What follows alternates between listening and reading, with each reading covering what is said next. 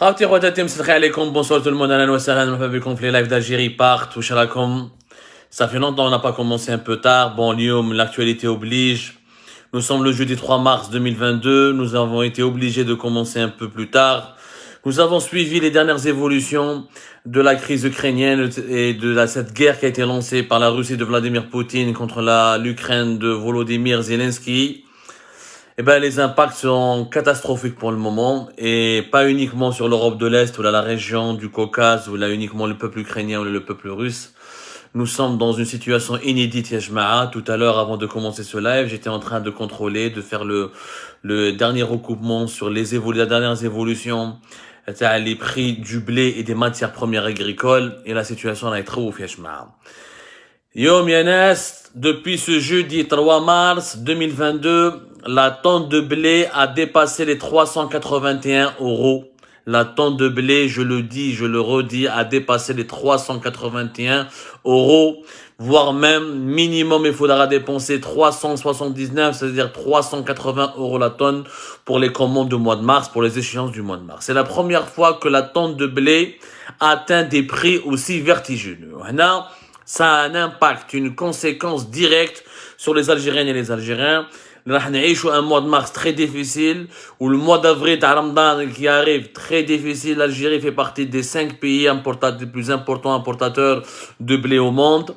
La crise ukrainienne, déjà, l'Algérie hier, durant ces 2 derniers jours, a pu acquérir 250 000 tonnes de blé, mais elle doit trouver en urgence 1,5 million de tonnes de blé, c'est-à-dire la quantité qu'elle devait ou qu'elle avait l'habitude de récupérer pendant cette période de l'année auprès de la Russie, qui est avec la France ou l'Ukraine, la Lituanie ou l'Allemagne, parmi les principaux fournisseurs de blé pour l'Algérie. 1,5 million de tonnes que nous devons absolument trouver parce qu'on ne peut plus prendre du blé russe pour la simple raison d'abord, les bateaux n'entrent pratiquement la mer Noire est devenu un théâtre de guerre.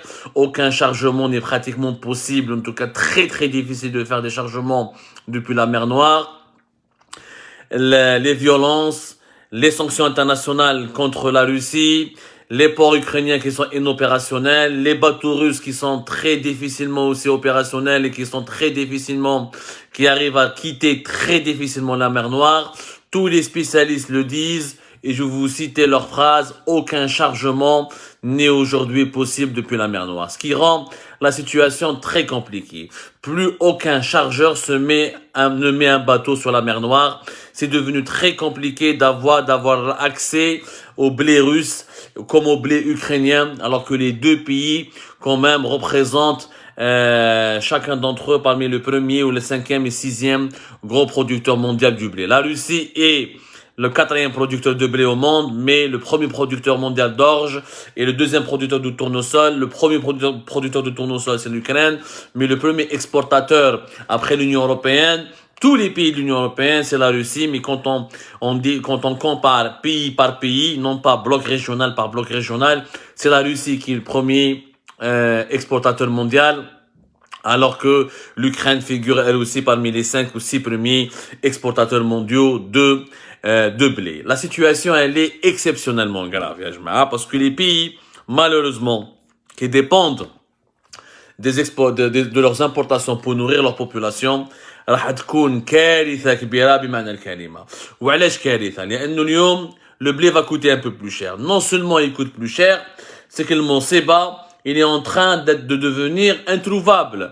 Parce que d'autres pays producteurs, de gros producteurs de blé, comme l'Argentine, ils ont décidé de diminuer leurs exportations pour essayer de contrôler les prix, donc pour un peu provoquer une baisse de prix, donc de diminuer leurs exportations et pour diminuer la quantité de blé qui est sur le marché mondial et pour aussi veiller sur les besoins internes de leur propre pays, de leur propre population, parce que l'inflation des matières premières agricoles provoque une inflation de tous les produits ensuite, tous les produits alimentaires, même les produits qui ont une relation indirecte avec les céréales. Bien sûr, quand je dis les céréales, parce qu'il n'y a pas que le blé qui a augmenté, même le maïs a augmenté, et le maïs est un aliment de base aussi, comme le blé, comme l'orge. Karitha, Les prix du maïs ont fortement augmenté cette année. Les marchés mondiaux, le jeudi 3 mars, ont clôturé avec une forte hausse, une très très forte hausse. Vous savez, oublier le maïs, l'Ukraine, elle produisait plus de 40 millions de tonnes et elle n'est plus en mesure de semer le mois prochain. Elle était aussi parmi les 4 plus grands exportateurs de maïs et il n'est plus possible d'avoir sur le marché mondial du maïs ukrainien et les prix augmentent énormément, mais vraiment énormément. Pour le blé, par exemple, le 3 mars, on est à plus de 380 € la tonne, alors que le lundi 28 février, noté comme le prix, le lundi 28 février, c'était à peine de 315 €. C'est énorme, mais vraiment, le maïs qui était à 315 €, pardonnez-moi, le blé était nettement plus élevé, mais il était pas à 3, il était à 360, entre 350 et 360, ou lui, il est à 380. Le maïs, déjà, lundi 28 février, il était à 315 €, il avait augmenté de plus de 16 €, alors qu'il était déjà auparavant à 285 €. C'est une situation qui sème la panique au niveau des marchés mondiaux des produits alimentaires. L'Algérie est directement impactée. L'Algérie, nous sommes un pays gros consommateur de céréales, notamment de blé, notamment de pain, l'adjaïn, etc. Et nous allons vers le mois de Ramadan. Quel est l'état des stocks? L'Égypte, par exemple, est dans une situation difficile. Elle a des stocks de 4 mois. L'Égypte n'a pas pu récupérer 500 000 tonnes qu'elle devait récupérer auprès de son fournisseur russe à cause de cette guerre. Comme les enjeux sont très importants. On est en train de vous expliquer qu'il s'agit d'une question de sécurité alimentaire. La sécurité alimentaire, elle est grave. Alors, les derniers chiffres, l'Ukraine, elle était le 4e exportateur en 2021. L'Algérie était le 5e importateur en 2021, juste après l'Égypte, la Turquie, l'Indonésie et la Chine. La Turquie et la Chine produisent beaucoup de blé, mais ils n'ont pas suffisamment leur production n'est pas suffisante pour répondre aux besoins de leur population. Donc,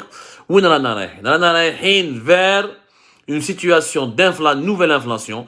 D'ailleurs, les prix ont commencé à augmenter sur les marchés algériens. Le batata طلعت, الحمد هدرش, tous les produits alimentaires nécessaires طلعوا, الحليب راح يطلع. ومن رمضان, les augmentations seront encore plus conséquentes parce que les matières premières agricoles, nous les importons. Même les produits, quand ils sont fabriqués localement, il y a toujours une matière première qui vient de l'étranger. Pourquoi? Parce que nous n'avons pas d'indépendance au niveau de la sécurité alimentaire. Le sous-développement agricole. Le sous-développement agricole, le pays risque un péril majeur à cause de son sous-développement agricole. L'Algérie, tout à l'heure, fait Algérie part. En un seul trimestre, le deuxième trimestre de l'année 2021, les Algériens ont consommé pour près de 2 milliards d'euros de bouffe et de nourriture importée depuis l'étranger. C'est un record.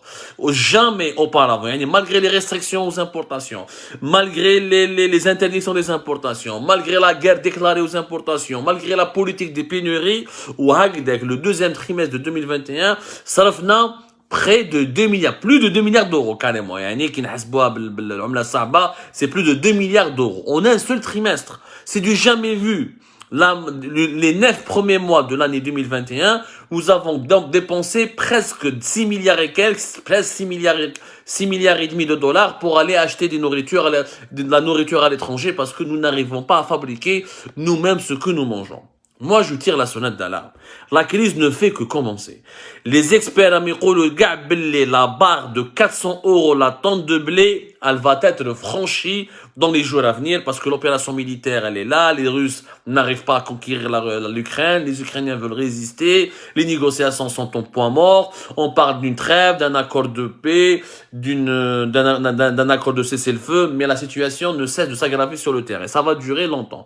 400 € la tonne, on va y arriver. Avec 400 €, il est besoin, إذا صرت le blé, est-ce que, le problème, c'est que même إذا عندك دراهم باش تشريه, وين راح تصيبه إذا l'Argentine, qui sont les autres pays exportateurs? عندك la France, première puissance agricole de l'Union européenne. La France, elle a déjà un problème, elle n'arrive pas à écouler, elle ne pourra pas répondre, elle ne pourra pas pallier ou la répondre à tous ses clients traditionnels et les clients du blé russe qui vont se diriger vers elle. Avec l'Australie, c'est très loin, avec le coût de la logistique, c'est très compliqué et l'Australie va fournir énormément de blé à la Chine, d'abord au marché asiatique. Avec l'Ukraine, elle est en guerre. Avec les États-Unis, le Canada, l'Argentine, le Kazakhstan. Déjà, le Kazakhstan, c'est un pays pro-russe, un allié de la Russie. Déjà, il va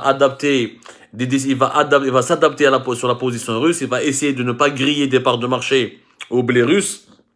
Parce que la Russie, son partenaire historique. Maintenant, le Canada et l'Argentine, c'est des pays qui ne pourront pas remplacer la Russie et l'Ukraine sur le marché mondial du blé. Rana tal'in, ya jma'a, rana رايحين dans une crise. يا جماعة زيروا روحتكم. اللي عنده اللي مضاري ياكل بزاف غريب اللي ينقص.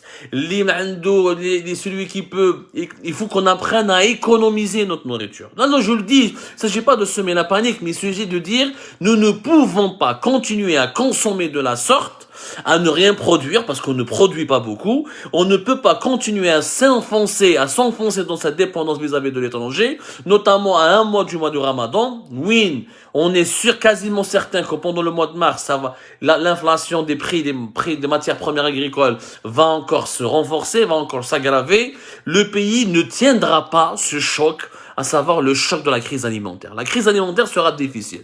Si d'habitude il fallait dépenser entre 6 à 7 milliards de dollars pour nourrir la population, cette fois-ci on risque de dépenser jusqu'à 10 milliards de dollars, voire plus. Le problème c'est que même si on a ces 10 milliards de dollars au niveau des réserves de change, il n'est pas évident de trouver du blé facilement parce qu'il n'y en a pas assez contre les deux gros pays parmi le premier, le quatrième pays exportateur et parmi les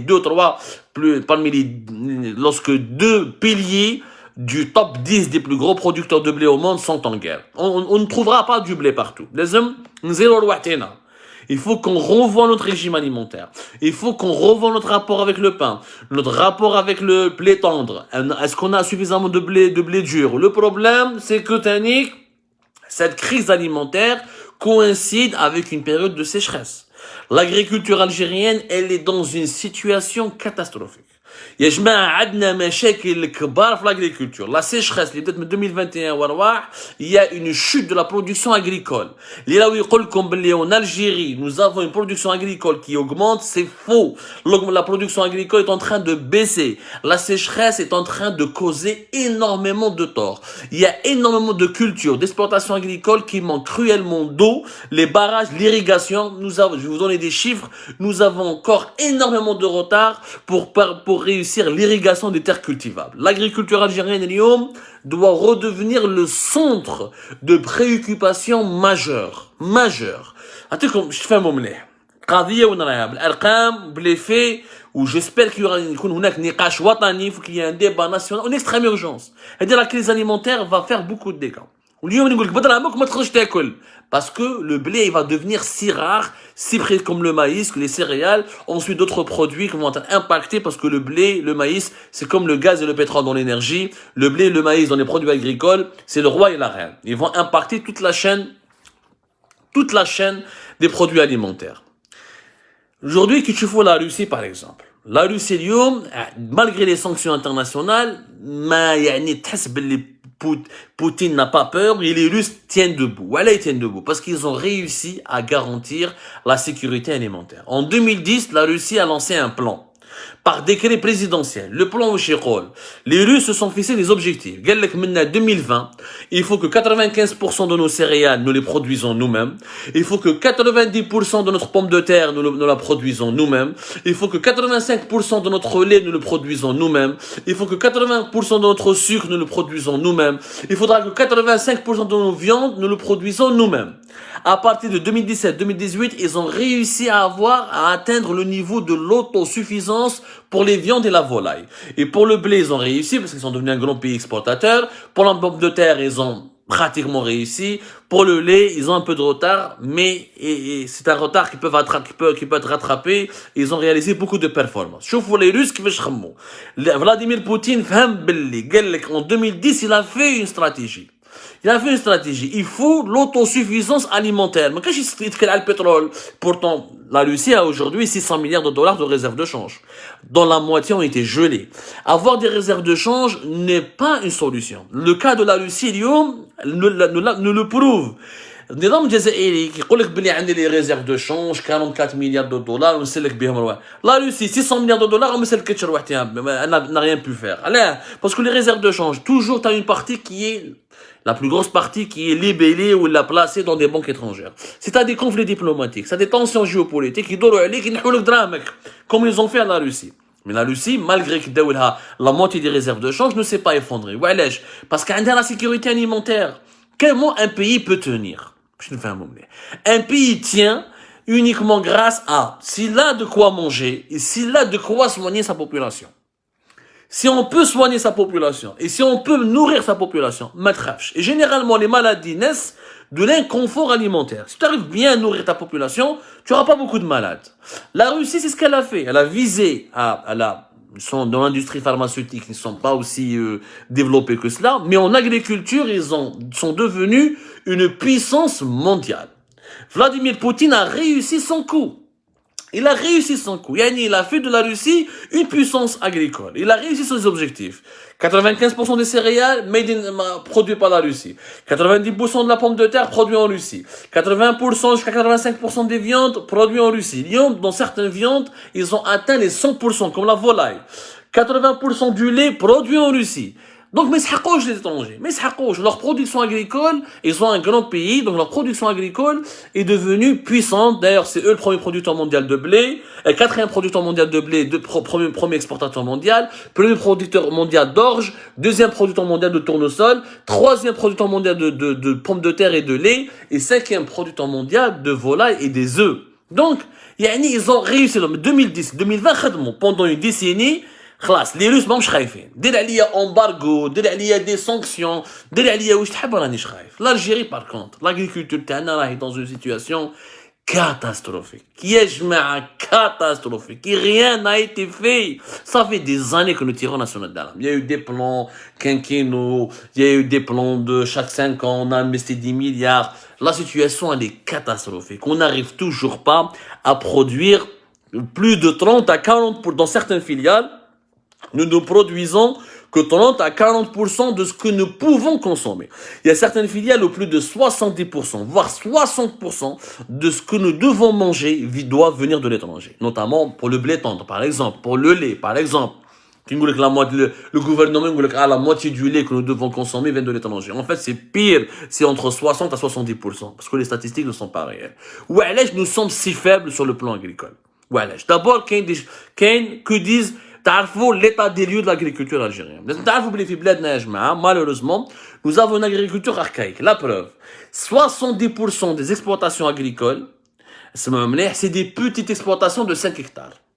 هذا ما كان 62% de toutes les exploitations agricoles تاعنا c'est des petites exploitations de 5 hectares. Déjà, nous n'arrivons pas à faire l'agriculture intensive, nous n'arrivons pas à avoir une productivité parce que nous n'avons pas d'exploitation agricole de grande taille. Deuxièmement, 54% des agriculteurs algériens ne possèdent pas de droit de propriété. 54%, c'est-à-dire nous avons une agriculture qui est majoritairement informelle. ما عندوش droit de propriété. كي ما عندوش droit de propriété ما يقدرش يدير كارت فلاح، ما يقدرش يجيب الدعم، ما يقدرش يعاون الدولة، ما يقدرش يعاونوا في التريسيتي. Il n'a pas de droit de propriété. C'est des agriculteurs ambulants. اليوم راهو هنا، غدوة ان شاء الله راهو هنا، يكري في التراب، يكري ما عندوش الأرض تمشي تاعو. 54% des agriculteurs n'ont pas de droit de propriété, réellement n'ont pas de terre pour cultiver, pour faire de l'agriculture. Ce qui est grave. 41% de la surface agricole utile, c'est-à-dire la surface agricole sur laquelle on peut développer de l'agriculture, sur laquelle on peut produire plusieurs types de cultures agricoles, sont dans les mains de l'informel. C'est comme gars, يعني ما عندهمش des droits de propriété, ما عندوش acte de propriété, ما يقدرش يخدم، والدولة ما تقدرش تعاونوا. كارثة بمعنى الكلمة، كارثة بمعنى الكلمة. Des petites exploitations. 5 hectares واش دير بها؟ حنا nous devons produire du blé, ou là faire des grands élevages, ou là faire de l'agriculture intensive, ou là à large échelle, 5 hectares c'est rien. 5 hectares, c'est rien, Yanas. خلينا les problèmes de la sécheresse وهذيك حاجة واحدة أخرى. زيد عندنا le problème des terres agricoles.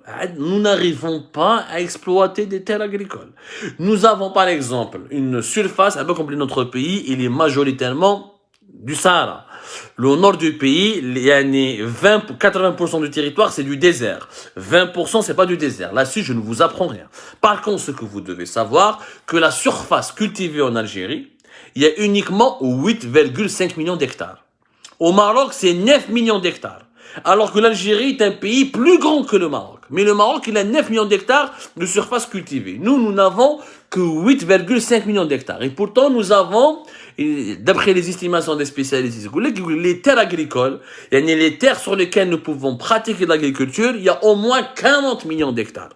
Sur les 40 millions d'hectares de terres agricoles, ou de terres cultivables, ou de terres qui sont aptes à accueillir une pratique de l'agriculture, nous n'exploitons que 8,5 millions d'hectares. C'est très peu pour un pays de 45 millions d'habitants qui fait chaque année 1 million de bébés. C'est très très peu. Mais la surface irriguée, les terres que nous arrivons à irriguer, ne couvrent, l'irrigation. Nous n'arrivons à irriguer que 13% de la surface cultivée. C'est-à-dire sur les 8 millions et demi d'hectares, il n'y a que 13% de surface qui est irriguée. Ça veut dire seulement 1 million 100 000 d'hectares. C'est tout. 1 million 100 000 hectares de terres qui sont irriguées. Maintenant, les autres terres ne sont pas irriguées, sont des moyens artisanaux, des moyens archaïques. C'est pour cela, c'est pour cela que nous n'arrivons pas à avoir une production agricole, que nous n'arrivons pas à produire les légumes qu'il nous faut, que nous n'arrivons pas à produire les fruits qu'il nous faut, que nous n'arrivons pas à cultiver ou la malabelle, le soja, ou les autres oléagineux dont nous avons besoin, ou là avoir faire des grandes fermes d'élevage. L'agriculture algérienne. Et le constat ne cesse de s'aggraver. Ne cesse de s'aggraver. Par exemple, nous avons aussi des dysfonctionnements dans la stratégie agricole. 33% de nos exploitations agricoles font des céréales. Or, nous importons jusqu'à 70% de notre blé tendre. Tu axes sur les céréales et tu n'as pas réussi parce que tu continues d'importer. Donc, il faut changer. Et c'est dit, ok, si on est condamné à importer des céréales, on change de régime alimentaire, on essaie de consommer davantage le blé dur au lieu du blé tendre, ou là, j'essaie de compenser avec d'autres cultures. Je reste faible les céréales, mais j'essaie d'être autosuffisant les fruits et légumes. J'essaie d'être autosuffisant, le lait, par exemple. Les cultures maraîchères, c'est des cultures qui nous permettent d'avoir des légumes, qui mettent les pommes de terre, qui mettent la salade, la laitue, qui mettent la belle les carottes, les tomates. Les cultures maraîchères ne représentent que 3%. Que 3%. 3% des surfaces agricoles en Algérie. 6%, c'est de l'arboriculture, c'est-à-dire les oranges, les fruits, etc. C'est pour ça que nous avons un problème de disponibilité de fruits et de légumes. Mais qu'est-ce que يا جماعه ما يكذبوش عليكم يقولوا عندنا بوق والفلاحه الجزائريه وتشينا وتشينا تاع بوفاريك والتفاح تاع باريكا ما كاين والو. L'arboriculture c'est 6% de la surface. Alors que nous sommes un pays méditerranéen, il y a du soleil, etc. On aurait pu développer des milliers d'hectares d'oranges, de pommes qu'on peut après exporter. Mais elle dit, si je suis faible les céréales. Mais c'est pas normal, je suis faible les céréales, faible les légumes et les fruits, faible l'élevage, faible les viandes, faible les couliches. C'est pas normal, ce n'est pas normal. رانا وكاين دي بروبليم اخرين qui sont techniques qui relèvent, il faudra toute une émission يا جماعه باش نفهموا مليح. Le fait que le foncier agricole relève de l'État. Le tiers de la surface agricole, c'est la propriété de l'État. L'État, il a 8 millions d'hectares. Or, 8 millions d'hectares, or, il en fait pas beaucoup, il en fait pas un bon usage. Pour Bouteflika, on a donné des milliers d'hectares, le bout de Kouninef, ou, je crois, le Ad Haddad, ou Tahkout, ou Abd el-Malek Sahraoui, etc. Mais l'État n'a jamais veillé sur l'utilisation, un bon escient de ces terres agricoles. Il y a Bibi Ntedoula, عندك, يجيب les étrangers. نجيب les Chinois, نديرو كيما مدغاسكار, كيما l'Éthiopie, نجيب les Chinois, نجيب les Indiens, développent 8 millions d'hectares qui appartiennent à l'État. Il faut en faire quelque chose. il y a énormément de problèmes structurels dans l'agriculture algérienne. Énormément de problèmes. Ouh, لازمنا بالك des heures et des heures. باش نهضروها وما نباناش. عندنا par exemple la moitié de nos terres agricoles sont en jachère. La jachère, c'est une pratique, ya jma'a, c'est de laisser les terres inutilisées pendant une certaine période pour leur permettre ensuite de reconstituer leurs réserves en eau. Sauf que en Algérie, la pratique de la jachère هذه كاين فيها مشكل كبير. D'ailleurs, il y a un grand débat avec les ingénieurs agronomes, les vieux agriculteurs algériens, la culture de la pratique de la jachère ou la déjachère, et laisser une terre pendant 1 année, 2 ans inexploitée, mais pas la moitié. Pas la moitié quand même, c'est énormissime. La moitié. عندنا مشاكل كبار يا جماعة. عندنا مشاكل كبار que nous devons attaquer et solutionner dans les plus, en extrême urgence. En extrême urgence, il y a un sous-investissement. Nous avons des exploitations agricoles informelles, qui ne sont pas mécanisées, avec des petites exploitations. Mais l'accès à l'eau est compliqué, la sécheresse qui aggrave, la pluviométrie qui est faible, la mauvaise stratégie agricole, les mauvais choix, axer uniquement sur les céréales, c'est une erreur. Alors qu'on aurait pu rattraper, parce que c'est quoi les céréales? Si on doit uniquement importer que les céréales, ça nous fera entre 2,7 jusqu'à 3 milliards de dollars, pas plus. Mais les 7 milliards de dollars, les 6 milliards et demi jusqu'à 7 milliards de dollars que nous importons, c'est pas que des céréales, c'est des viandes, c'est du lait, c'est des légumes, c'est des fruits, c'est des huiles. Et donc, nous pouvons les produire localement en Algérie. لازمنا une véritable stratégie. لازمنا ماشي une prise de conscience. ما تقدرش دير une stratégie إذا ما عندكش une prise de conscience. رانا رايحين للهلاك. On ne peut pas continuer à faire 1 million de bébés chaque année et avoir une production agricole qui est en train de reculer alors que la croissance démographique est en train d'augmenter. Et nous ne pouvons pas nous permettre d'avoir un aussi grand pays et de laisser la moitié de nos terres agricoles abandonnées et inexploitées ou là de laisser la plus grande foncier agricole entre les mains de l'État qui ne sait pas l'utiliser. Ce n'est pas possible. Ce n'est pas possible. باش تفهموا مليح.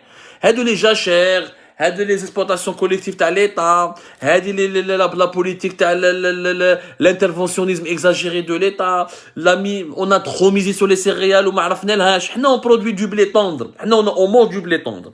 وانت tu encourages le blé dur. ما عندهاش معنى. Imagine, tu essaies des techniques, tu essaies de miser sur la technologie, sur les sciences, pour voir est-ce que tu peux faire du blé tendre. Si on n'arrive pas, ne fais pas que du blé dur. Si on veut miser sur le blé dur, il faut obliger la population, pas l'obliger, mais la sensibiliser pour qu'elle puisse consommer et avoir un régime alimentaire qui dépend, ou là, qui est en adéquation avec le blé dur. C'est des enjeux majeurs. Je mets les présidents, ils moutent. Les généraux, ils moutent. Les officiers, ils rohou. Mais l'Algérie reste. Nos enfants vont rester. Nos petits-enfants seront là.